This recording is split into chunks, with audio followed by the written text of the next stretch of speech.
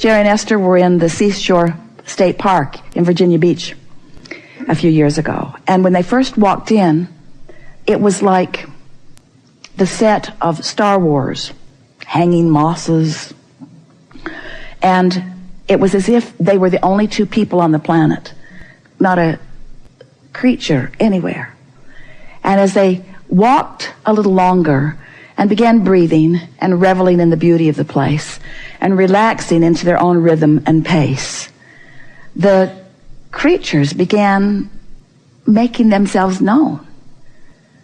All kinds of little critters were coming out of the bushes. And they got to the ranger's station, and there was a picture with a caption under it that said, "The elusive silver gray fox." And Esther said to the ranger, "Are we going to see some of them?" And he said, "I've been here 13 years and I haven't seen one." Jerry and Esther came around a corner. The elusive silver gray fox was standing right in the intersection. Looked at them, they looked at him, he looked at them, they looked at him, he looked at them, they looked at him. He said, "Seen enough," and off he went.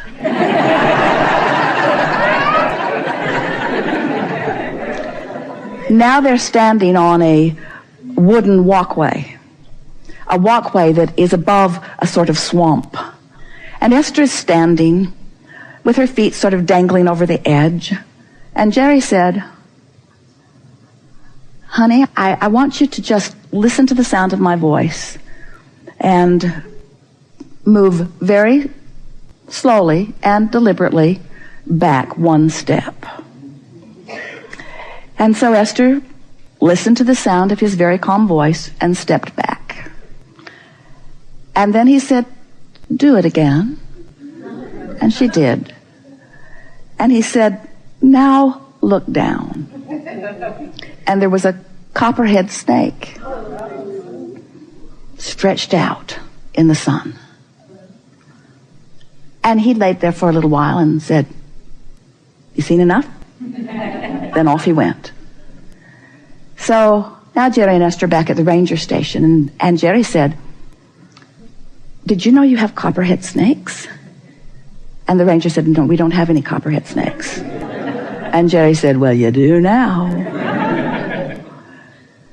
Things that usually do not come out and play were coming out and playing because the vibrational resonance with that high-flying disc was emanating. And nature is the first responder beyond your own emotions and thoughts to demonstrate to you where your vibrational frequency is. Any nature ever playing with you? Hummingbirds doing ridiculous loop-to-loops in the gardens? Birds flying, obviously, just for entertaining you? Creatures of all manner, cooperative components of the universe, saying to you, "Now that you're getting the hang of this, we would like to demonstrate with you the alignment that we feel in you."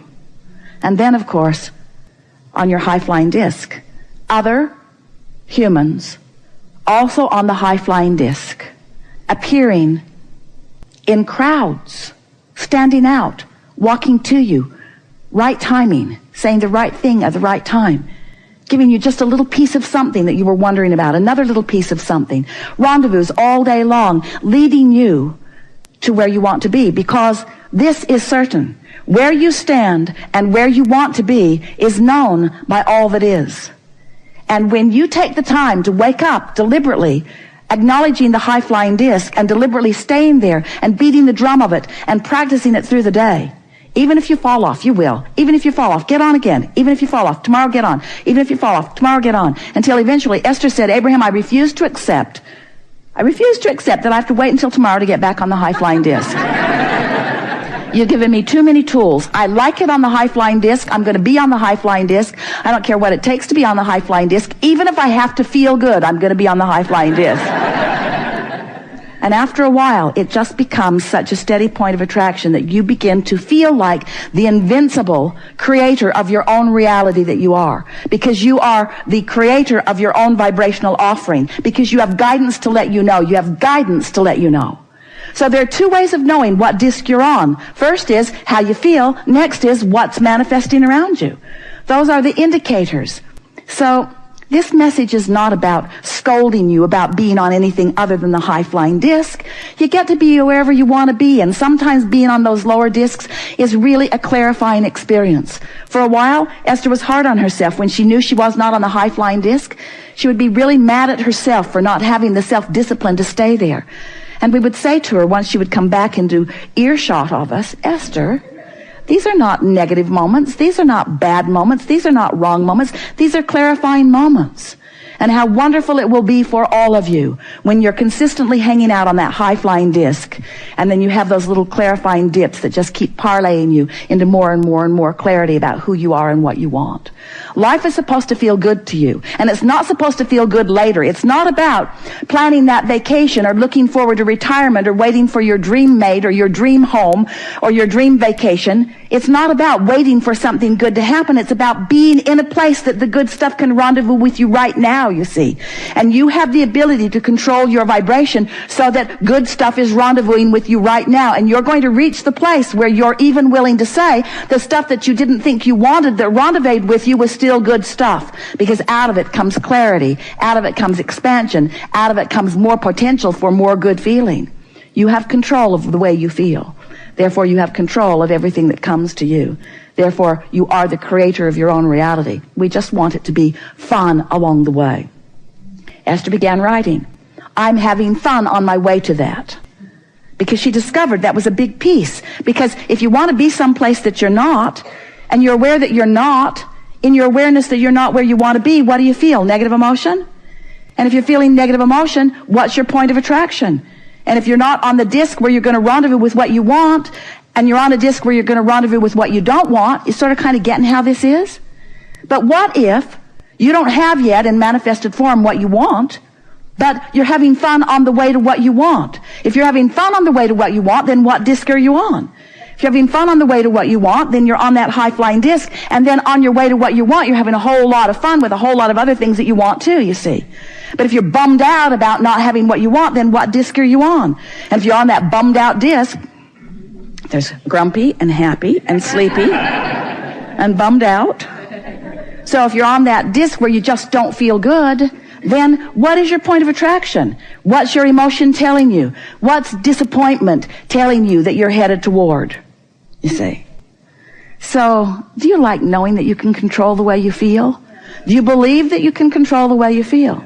And do you hear us when we say your best chance of controlling the way you feel, of controlling your vibrational output, is by starting in the morning when the momentum is slow and then getting it going in the direction of that which you're wanting. So, how do you speed momentum? If you're on the high-flying disc and you want it to go faster, and you do, how do you do it? Become more specific. If you're on a low-flying disc and you feel terrible, do you want to speed the momentum or do you want to slow it? And how do you slow momentum? By becoming more general. So now you sort of get it, don't you? Think more about it if it feels good. Think less about it if it doesn't feel good. Get more specific if you're feeling good. Become more general if you're not feeling good. We have enjoyed this interaction immensely.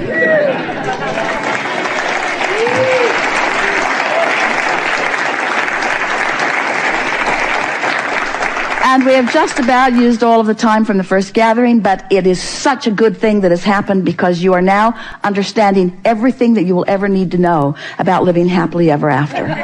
Everything that you will ever need to know. And you will now understand when you meet others, you'll just know, oh, they're not on a good disc.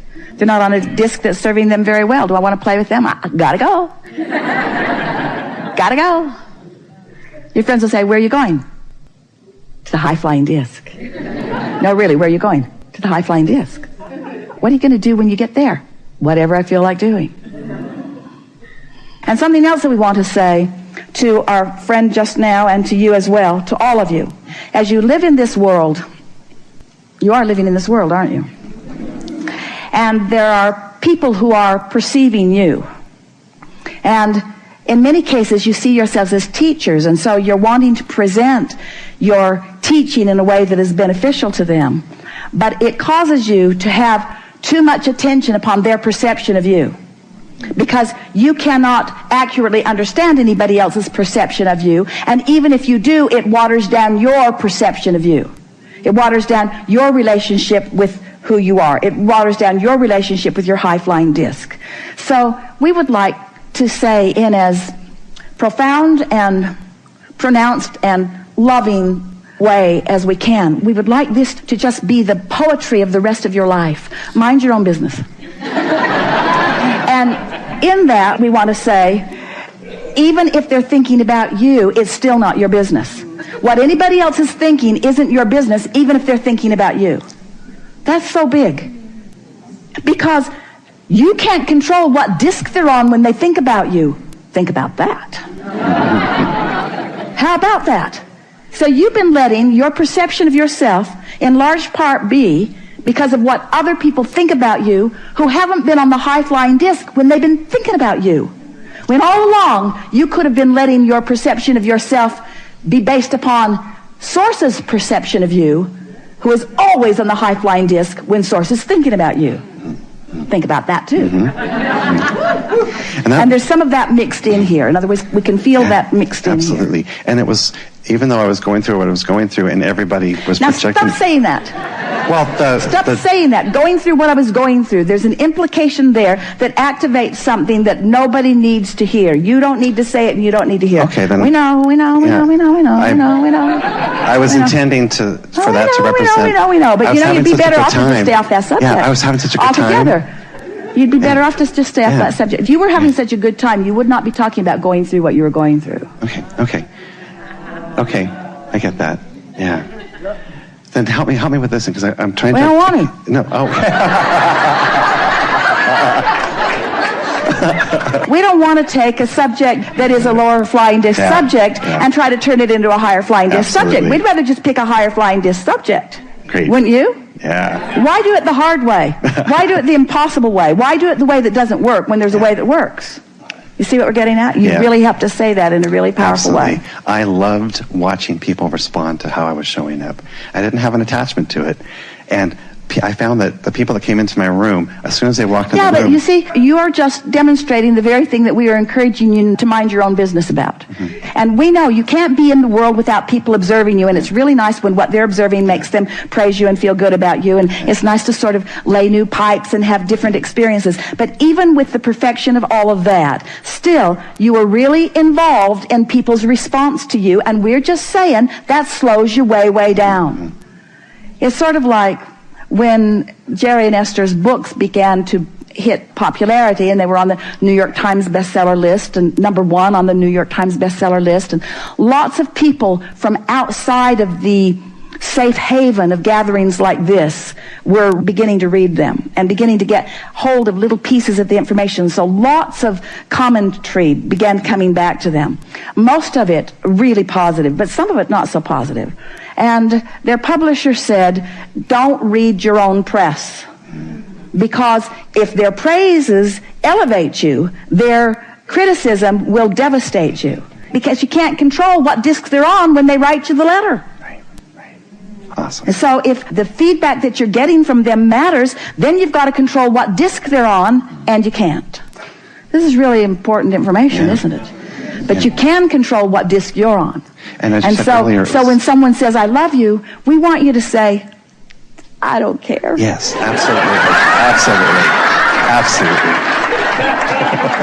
And when someone says, I hate you, we want you to say, I don't care. Hey, got it. I got this covered. And of course, we're not trying to talk you out of loving each other, and we're not trying to talk you out of talking about loving. We're just trying to talk you into being so self-sufficient and so self-empowered that the love that is you is permeating that which is you so profoundly that you just radiate it and ooze it everywhere you go, and there's nobody who is ever your object of attention who does not feel loved because you've practiced loving so much. We think this is a really good time.